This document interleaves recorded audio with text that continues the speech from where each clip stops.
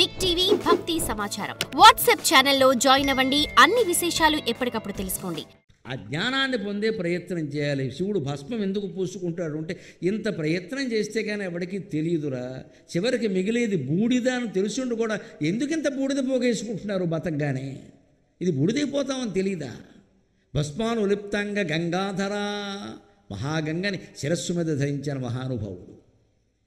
నీ ప్రసాదంబునం సర్వగీర్వాణ గంధర్వులను సిద్ధ సాధ్యోరగేంద్ర సురేంద్రాదులను సదా శాశ్వతైశ్వర్య సంప్రాప్తులైరి. నీ అనుగ్రహం చేతనే సురలు సిద్ధులు సాధ్యులు గరుడులు గంధర్వులు నాగులు విద్యాధరులు సమస్త మానవులు దేవతలు అందరూ కూడా మహావైభవాన్ని పొందారయ్యా. శాశ్వతైశ్వర్యాన్ని పొందారు. దానికి లెక్క ఏమిటో తెలుసా? శివాలయం విష్ణువాలయం రెండూ ఉన్న చోట చెబుతున్నా. ఇదివరకే ఇక్కడ అవధానం చేసినప్పుడు ఓ ప్రశ్న అడిగితే నేను చెప్పాను. నేను కుబేరుని గురించి పద్యం చెప్పమంటే కుబేరుడు రోజు శివుడి దగ్గరికి వెడతాడు, రోజు విష్ణువు దగ్గరికి వెడతాడు ఖచ్చితంగా. కానీ తేడా ఏమిటో తెలుసా? కుబేరుడి దగ్గర శివుడు ఐశ్వర్యం అడగడానికి వెడతాడు. విష్ణువు దగ్గరికి ఎందుకు వెడతాడు తెలుసా? బాకీ వసూలు చేసుకోవడానికి వెడతాడు. వెంకటేశ్వర స్వామి కుబేరుడికి బాకీ, పెళ్ళినా టప్పు ఇంకా తీరలేదు. టీటీడీ వాళ్ళు రోజు సేవలన్నీ కలిపి ₹1,00,00,000 చేసినా కూడా ఇంకా అప్పు తీరదు, ఎప్పట్లో తీరేది కాదు. రోజు 1,00,00,000 ఎవడిస్తాడో ఎందుకు ఇస్తాడో తెలియదు. ఇంకా కోటీశ్వరులే దేవుడు దర్శనానికి వెళ్ళాలి, కూటికి లేనివాడు వెళ్ళే అవకాశం లేదండి.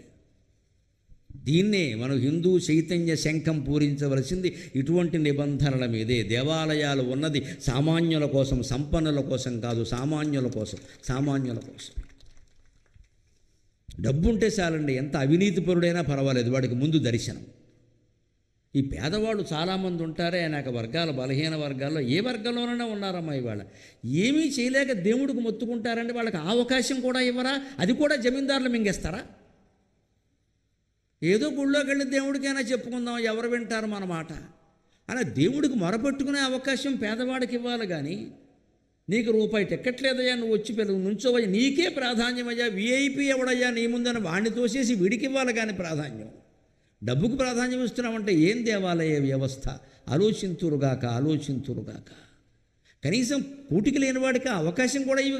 మనం ఎవరం వాడి కష్టాలు తీర్చలేమమ్మా. వాడికి ఐశ్వర్యం వల్ల వాడు దేవుడికి మొత్తుకునే అవకాశం కూడా లేదా? కానీ ప్రపంచంలో కల్లా ఐశ్వర్యవంతులు ఎవరు? కుబేరుడు కదా. ఎవరన్నా ఐశ్వర్యవంతులు ఉంటే ఎవరితో పోలుస్తారు? కుబేరుడితో. ఆ కుబేరుడు విష్ణుమూర్తి ఆలయానికి ఎందుకు కడతారంటే బాకీ వసూలు చేసుకోవడానికి. శివుడు ఆలయానికి ఎందుకు కడతారంటే డబ్బు అడగడానికి. ఈయన దగ్గర లేదు. కుబేరుడు ఐశ్వర్యం అంతా శివుడు ఇచ్చింది. శివుడేం సామాన్యుడా? మరి ఆయన బూడిద ఎందుకు పూసుకున్నాడు? ఈ ఐశ్వర్యం అంతా బూడిదే అని ఆయనకు బాగా తెలుసు. విష్ణుమూర్తి ఆయన దగ్గర బాకీ ఎందుకు తీసుకున్నాడు? ఎప్పటికీ తీర్చట్లా. నిజానికి విష్ణుమూర్తి తలుచుకుంటే కుబేరుడు బాకీ ఓ లెక్క అండి. ఎందుకు ఇస్తారో తెలుసా? అప్పు ఇవ్వడమో తప్పే, అప్పుడు తీసుకోవడమో తప్పే, తెలుసుకో అని చెప్పడానికి ఎప్పటికీ ఇవ్వడాయన. ఆయన దగ్గర తీసుకున్నావు అది తప్పే, నాకు ఇచ్చావు అది తప్పే. నైదర్ బారోయర్ నార్ లెండర్.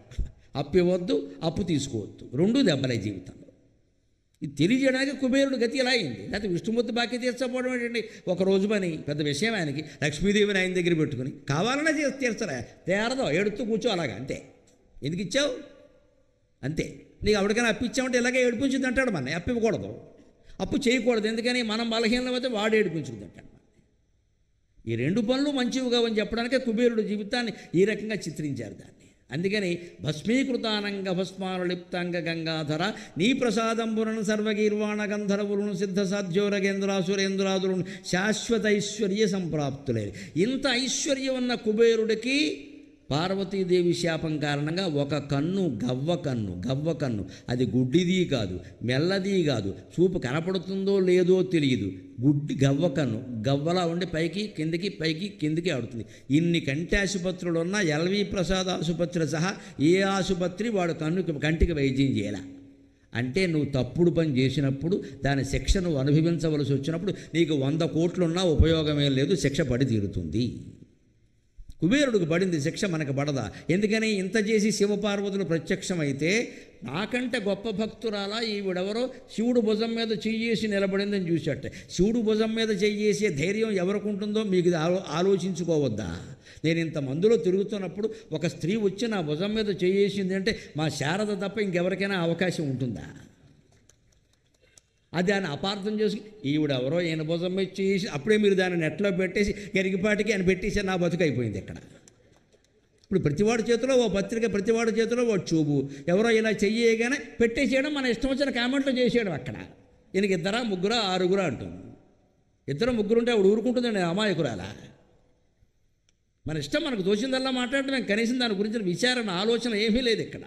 అసలు ఒక పెద్ద మనిషి ఇంత వాడు ఉన్నప్పుడు చనువుగా ఆయన పట్టుకుని ఇలా భుజం మీద చేస్తూ ఖచ్చితంగా భార్య అయి ఉంటుందమ్మా. ఆ ఆలోచన లేకపోవడం వల్ల కుబేరుడు ఏం చేసేవాడు అంటే, నాకంటే గొప్ప భక్తురాలా ఈవిడెవరు?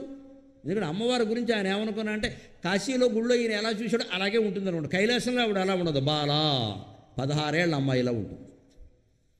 ఎవరో భక్తురాలు, ఈయన కూడా లేడీస్ వల్ల పడిపోయాడు అనుకున్నాడు ఆయన.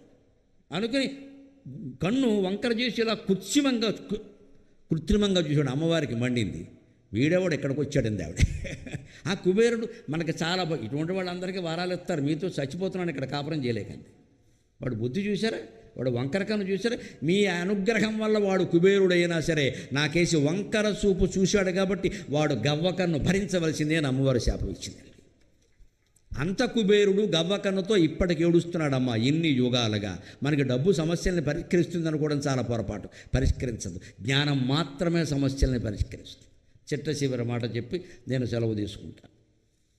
అవ్యయాభవ్య శాశ్వత ఐశ్వర్య సంప్రాప్తులైన ఈశ్వర విశ్వకర్త నా సురాభ్యర్చిత నాకు అభ్యర్థితంబుల్ ప్రసాదింపు కారుణ్యమూర్తి త్రిలోకైకనాథ నమస్తే నమస్తే నమః. దేవతలకు సైతం నువ్వు కోరికలు తీరుస్తున్నావయ్యా, నా కోరిక తీర్చమన్నాడు. ఇక్కడ అర్జునుడి యొక్క అజ్ఞానము మాయా గమనించండి, ఎందుకు మళ్ళీ జన్మ ఎత్తాల్సి వచ్చింది. శివుడు సరే కోరుకోవయ్యా అంటే పాశుపతాన్ని ఇమ్మన్నాడు. వెంటనే శివుడు, ఎంత తపస్సు చేశావు, మోక్షం అడుగుతావేమో అనుకున్నాను, పాశుపతం అడిగావా, సరే కానీలే పాశుపతం వాడుకో, మళ్ళీ జన్మిద్దు కానీ వచ్చే జన్మలో కానీ నీకు మోక్షం రాదన్నాడు. ఇంత తపస్సు ఈయన చేసింది బోడి బాణం కోసం. ఇంత చేసి ఆ బాణాన్ని ప్రయోగించాడంటే భారత యుద్ధం మొత్తంలో పాశుపతం వాడాల్సిన అవసరం ఈయనకి రాల. అవసరం లేని బాణాన్ని ఎందుకు సంపాదించినట్టు? ఇప్పుడు అణ్వాయుధాలు దాచుకున్న దేశాల పెద్ద మనుషులకి అర్జునుడి గారికి తేడా ఏదైనా ఉందా? ఏమీ లేదు. ఇదే మన అజ్ఞానం. అంతటి దేవుడు కనపడితే నాయన జన్మరాహిత్యాన్ని ఇవ్వయ్యా, మోక్షం ఇవ్వయ్యా అనాలి కానీ చెప్పేసి సినిమాకి టికెట్ ఫస్ట్ షోకి దొరికేలా దీనికి దేవుడు ఎందుకంటే పని లేక. ఇదే మన అజ్ఞానం. అంటే మనకేదో చిన్న కోరిక ఉంటుంది, ఆ కోరిక కోసం దేవుణ్ణి అడుగుతాం అంతే లేక. అలాగా అర్జునుడు కూడా పాశుపతం కావాలంటే శివుడు నవ్వి ఇంత యుద్ధం చేశాడు మోక్షం అడుగుతాడు అనుకున్నాను, వీడిల్లు బంగారం కానీ మనిషి అంటే ఇలాగే ఉంటాడు అని. సరే తదాస్తు, నువ్వు అడిగింది ఇవ్వడానికి నేను వచ్చా, ఓవర్ యాక్షన్ నాకు దీనికి పని లేక. అందుకని నువ్వు ఈ జన్మలో పాశుపతంతో సరిపెట్టుకో, తప్పకుండా యుద్ధంలో గెలుస్తావు, అనుమానం ఏం లేదు. నువ్వు తర్వాత వచ్చే జన్మలో మళ్ళీ జన్మించవలసిందే. కిరాతుడై ఎందుకు జన్మించాడయ్యా? కిరాత రూపంలో వచ్చిన దేవుణ్ణి గుర్తించలేకపోవడం వల్ల. మరొక కారణం ఏమిటయ్యా? కిరాతుడైన ఏకలవ్యుణ్ణి అమాయకుణ్ణి అసూయతో కుడి చేతి బటనవేలు కోయించిన పాపం కారణంగా అర్జునుడు కిరాతుడై జన్మించవలసి వచ్చింది.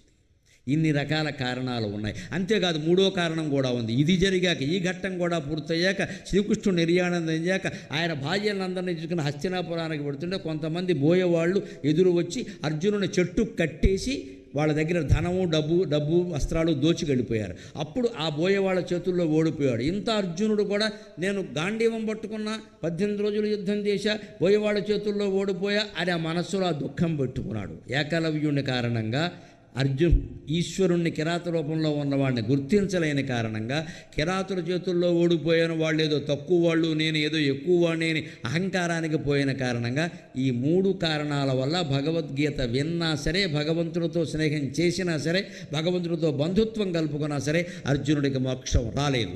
జ్ఞానాదేవతు కైవల్యం, జ్ఞానం ద్వారానే మోక్షం వస్తుంది. ఈ కులంలో పుడితే వస్తుంది, ఈ పని చేస్తే వస్తుంది అనుకోవడం పొరపాటు. కేవలం జ్ఞానం ద్వారానే శంకరాచార్య చెప్పినట్టుగా జ్ఞానాదేవత కైవల్యం, అది శివదండకం యొక్క రహస్యం. ఇది మీలో సామాజిక బాధ్యతను ఏమాత్రం పెంచగలిగిన, మీ కుటుంబంలో మీ సత్ప్రవర్తన మీ కుటుంబానికి ఆదర్శం కావడానికి ఏమాత్రం ఉపయోగపడినా నేను ధన్యుణ్ణి. నాకు ఈ 4 మాటలు నేర్పిన మా అమ్మ ధన్యురాలు. సెలవు. For more videos like this, subscribe Big TV channel.